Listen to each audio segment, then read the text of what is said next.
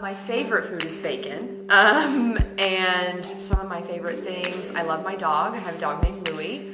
I like to go shopping. I love Target. That's where my husband works, so I spend a lot of my time in Target. I love to be outdoors. My husband and I like to go hiking. We like to walk our dog. We like to hang out with our friends. We kind of just do normal things. And he got his teaching degree, and then when he retired, he became a teacher. And at that time, I was probably in 7th grade, and I watched him just be super happy with his job. I would go up there all the time and just kind of hang out with him. And just seeing how excited he was about the kids, I think I knew even from then that I was going to be a teacher. He told me the only position that I have is a 1st grade position. And I told her, okay, well, I could do that for a year or two, and I never left. I really, really liked it. I fell in love with how excited the kids were to learn. Just all of the things. 1st grade, you see the kids go from really being small children into true learners. And the growth that you see in a year, it's captivating. It's hard to leave once you see it.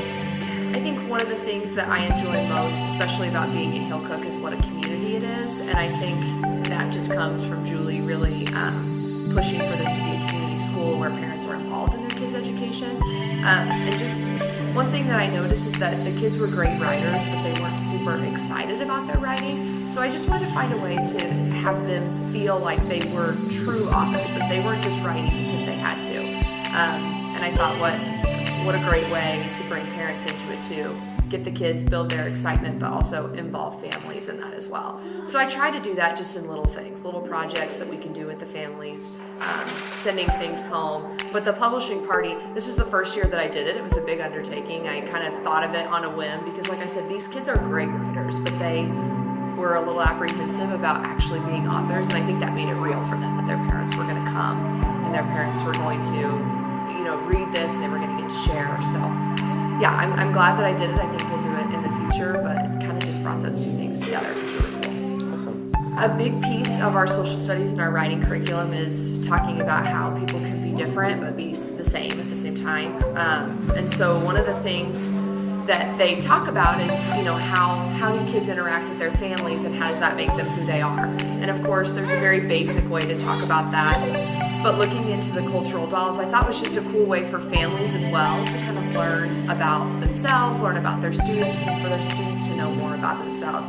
It's really cool when they come and share because kids will share all of the different things that they learned in their research. And it's really awesome to hear the questions that the kids have for the kids in their class, for their classmates. And it was a really cool project. Again, a way to kind of get parents involved and feel like they're here in the classroom, even though they're not here all the time with us, that they have a big piece, but also getting the kids excited about who they are and where they came from, and that it's cool that we're all a little bit different, but here we're all friends and we can all be together. It was a fun project. My philosophy on education is just that you can't give every kid the same thing.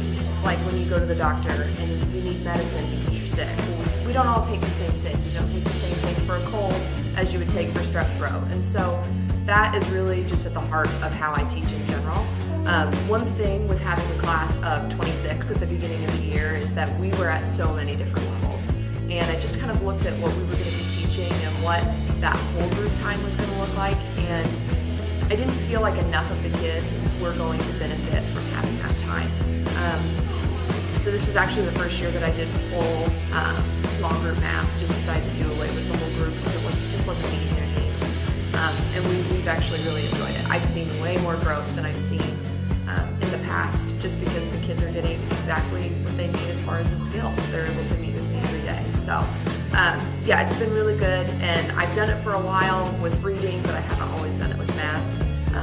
And so yeah, it's just been really successful. The kids seem to really enjoy it, and it gives them more hands-on time. More hands-on time with me, more hands-on time at centers, and then of course having a para in here helps too. They get to work with him as well. So there are things that I've definitely done that I've loved and I've continued to do, but I think it's really important as a teacher to always be able to look at your kids and decide what they need. The biggest reason that you have to be flexible in education is that you get a new group of kids every year, and that new group of kids always needs something different than the previous year. So if you keep doing the same thing that you're doing, in my opinion, I think you're doing a disservice sometimes to those kids. Really, it takes about the first 4 to 6 weeks to really get to know who they are and how they learn. And once you kind of drill that down of what does this specific group need, then I think you have to be flexible in changing that for them. This group really needed some more small group time, especially in math. They seem to really enjoy being on the computer, but they also really like to work with one another in groups. So we just made more time for that so that they could be more successful, but also just happy. I mean, they enjoy doing it, and that's a big part of why we're here, so that they'll love to learn and love to be at school. When I first started here, my very first year teaching, this was my first teaching job ever. Julie hired me. We met at the Panera because the school was not finished yet. And she had already hired the other first grade teacher, Miss Lowe.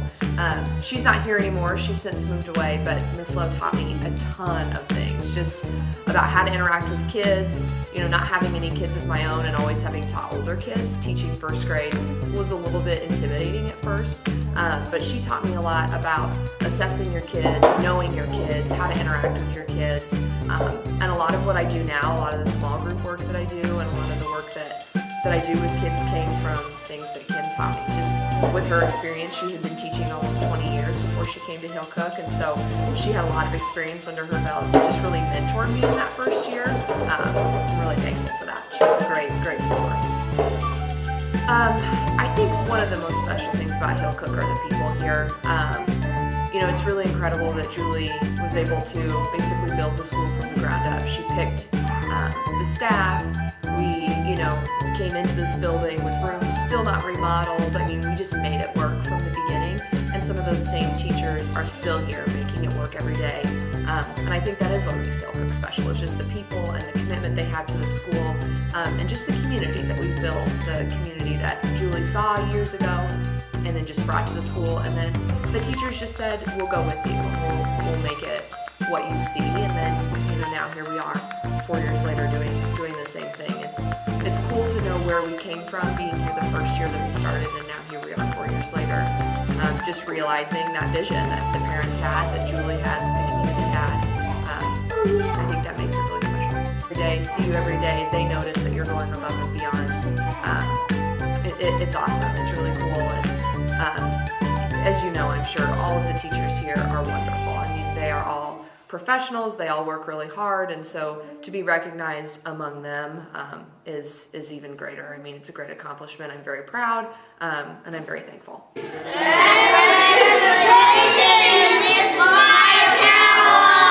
All right. Is Mrs. Mayekawa the best teacher, guys? Yeah! Thank you, Carrie. Thank you so much. Yeah, of course. This will get me through the day. Yeah, I know you need it. Yeah, you're the best. And how important is caffeine for teachers? Oh, it's very important.